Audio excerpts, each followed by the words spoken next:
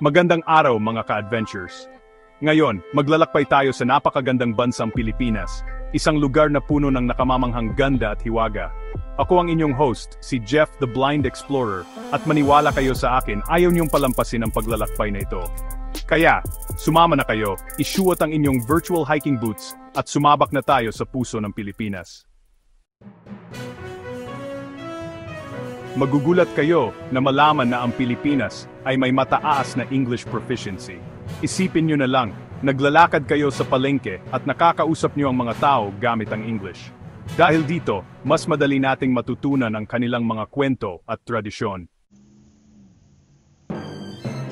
Kapit lang mga tol, dahil ang Pilipinas ang may hawak ng world record bilang selfie capital of the world. Patunay ito sa kanilang mainit at mapagmalasakit na kalooban, at sa kanilang pagmamahal sa pagdodokumento ng mga mahahalagang sandali sa buhay. Maghanda na kayo na mamangha, mga ka-adventures, dahil ang Pilipinas ay tahanan ng 7,641 isla. Higit sa 5,000 sa mga islang ito ay walang pangalan sa karamihan ng mga mapa. Parang papasok ka sa isang paraisong hindi pa natutuklasan.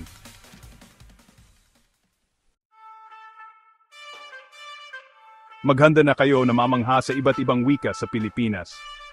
Habang ang Filipino ang opisyal na wika, ang archipelago ay sumasalamin sa musika ng mahigit 170 diyalekto. Isa itong pakikipagsapalaran sa wika na naghihintay na tuklasin. Ang Pilipinas ay may espesyal na pagkaiba bilang ang tanging bansang Asyano na may nakararaming Kristiyanong populasyon. Ang mga simbahan at katedral ay makikita sa buong bansa, ang kanilang mga tore ay umaabot sa kalangitan. Ito ay isang malakas na paalala ng debosyong espiritual na tumatagos sa kulturang Pilipino na nag-ugnay sa bawat isa. Huminga ng malalim, mga ka-adventures, dahil sisisid na tayo sa kailaliman ng Palawan kung saan natuklasan ang maalamat na kayamanan, ang pinakamalaki at pinakamahal na perlas sa buong mundo. Ang higanteng perlas na ito, na may bigat na 75 libra, ay tinatayang nagkakahalaga ng $100 million. Maghanda na kayong mag-decorate, mga ka-adventures, dahil sa Pilipinas, ang Pasko ay hindi lang isang araw, kundi isang season. Maghanda kayo para sa 4 na buwang selebrasyon ng Pasko, simula Setyembre hanggang Enero sa pista ng 3 hari. Panahon ito para sa pamilya, kainan, at walang katapusang kasiyahan, isang patunay sa pagmamahal ng mga Pilipino sa buhay at kanilang nakakahawang diwa ng Kapaskuhan. Maghanda na kayong haranahin, mga ka-adventures, dahil ang Pilipinas ay isang bansang yumayakap sa kapangyarihan ng musika. Mula sa mga mala soul na ballad hanggang sa mga masasayang pop tunes, ang mga Pilipino ay may hindi maikakailan na hilig sa pag-awit. Ito ay isang testamento sa kanilang pagmamahal sa musika at sa kanilang kakayahang makahanap ng saya sa bawat nota. Kapit lang sa mga cellphone nyo, mga ka-adventures, dahil papasok na tayo sa texting capital of the world. Sa Pilipinas, ang pagte-text ay hindi lamang komunikasyon. Ito ay isang uri ng sining, testamento sa kanilang matibay na koneksyon at kakayahang manatiling konektado kahit gaano kalayo. Maghanda na kayong makilala ang isa sa pinaka-cute at kakaibang nilalang sa mundo, ang tarsier.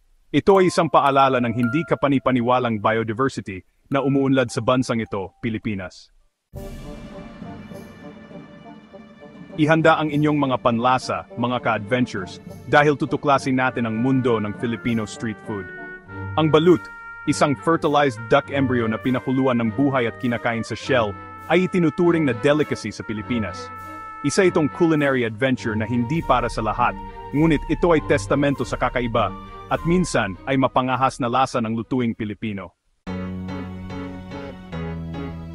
Maghanda para sa isang wild ride, mga ka-adventures, dahil ang Pilipinas ay mayroong kakaibang sistema ng transportasyon.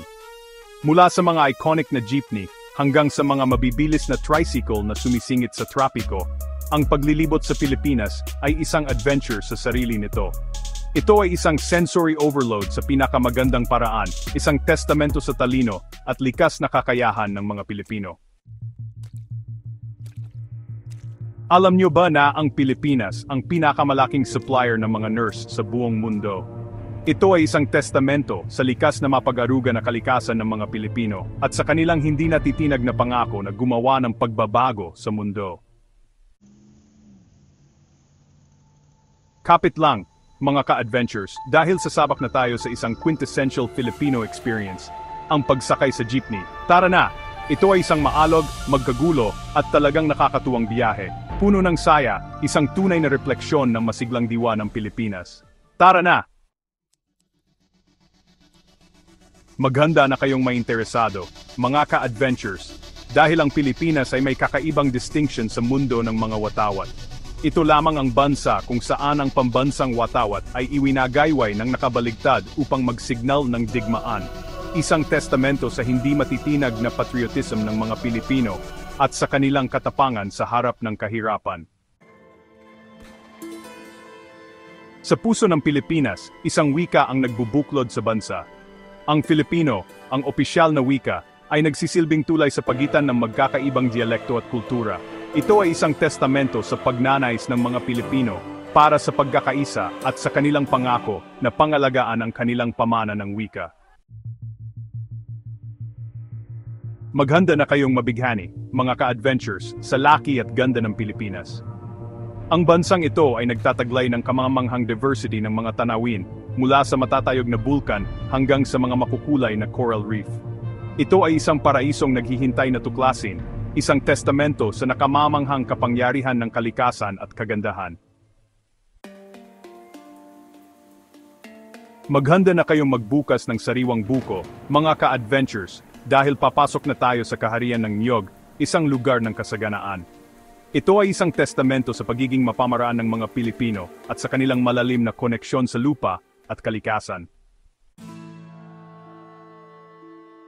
Maghanda na kayong ma-charm, mga ka-adventures, sa kilalang pagiging magalang ng mga Pilipino.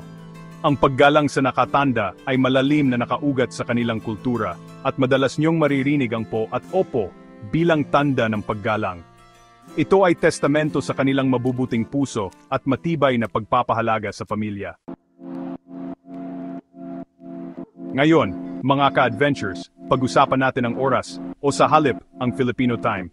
Sa kulturang ito na relax lang, ang oras ay isang fluid concept, at ang pagdating ng medyo late ay inaasahan. Ito ay isang kakaibang paraan ng pamumuhay, isa na yumayakap sa spontaneity at pinahalagahan ang mga relasyon kaysa sa mga schedule. Ihanda ang inyong mga wallet, mga ka-adventures, dahil ang Pilipinas ay tahanan ng dalawa sa pinakamalaking shopping mall sa mundo. Ito ay isang testamento sa pagmamahal ng mga Pilipino sa pamimili at sa kanilang kakayahang lumikha ng mga nakakaingganyong karanasan sa tingian. Maghanda na kayong mag-shoot ng bola, mga ka-adventures, dahil ang basketball sa Pilipinas ay hindi lamang isang sport, ito ay isang national obsession at pagmamahal. Ito ay isang testamento sa passion ng mga Pilipino para sa sports at sa kanilang kakayahang magkaisa sa likod ng isang karaniwang pagmamahal sa laro. Ihanda ang inyong mga panlasa, mga ka-adventures, para sa isang katakam-takam na karanasan sa Filipino fast food royalty, Jollibee. Ito ay isang lasa ng tahanan para sa maraming Pilipino, isang nostalgic na paalala ng mga alaala ng pagkabata at pagtitipon ng pamilya. Maghanda na kayong mamangha, mga ka-adventures, habang naglalakbay tayo patungo sa puso ng Palawan at bumaba sa kailaliman ng Puerto Princesa Subterranean River National Park. Dito, nakatago sa ilalim ng mga limestone cliffs, matatagpuan ang pinakamalaking underground river sa buong mundo. Ito ay isang paglalakbay sa sentro ng daigdig, isang testamento sa mga nakatagong kababalaghan na nasa ilalim ng Pilipinas. Sa Pilipinas, mga ka-adventures, ang kanin ay hindi lamang isang side dish, ito ang pundasyon ng bawat pagkain. Mula sa mga steaming bowls ng plain rice hanggang sa mga savory fried rice dishes, ang kanin ang bida sa hapagkainan. Ito ay testamento sa malalim na koneksyon ng mga Pilipino sa kanilang pagkain at sa kanilang kakayahang gawing culinary masterpiece ang simpleng sangkap. Maghanda na kayong magkalas ng sinturon, mga ka-adventures, dahil seryoso ang mga Pilipino sa pagkain. Ito ay isang testamento sa pagmamahal ng mga Pilipino sa pagkain, sa kanilang hospitality, at sa kanilang kakayahang gawing espesyal na okasyon ang bawat kainan. Habang papalapit na sa dulo ang ating adventure, mga ka-adventures, maglaan tayo ng sandali upang pahalagahan ang geographical na tapestry ng Pilipinas. Ang archipelago na ito, na binubuo ng tatlong pangunahing grupo ng isla, Luzon, Visayas at Mindanao, ay nag-aalok ng iba't ibang karanasan. Ito ay isang paglalakbay ng pagtuklas, isang testamento sa hindi kapani-paniwalang diversity, at ganda naghihintay sa mga naglalakbay sa kaakit-akit na archipelago. Mga ka-adventures, natapos na ang ating whirlwind tour sa Pilipinas, ngunit ang mga alaala ng hindi kapani-paniwalang archipelago na ito ay mananatili habang buhay. Kung nasyahan kayo sa adventure na ito, huwag kalimutang i-click ang like button, mag-subscribe sa aming channel para sa mas maraming amazing journeys, at ibahagi ang video na ito sa inyong mga kapwa-adventurer. Hanggang sa muli, ipagpatuloy ang pagtuklas.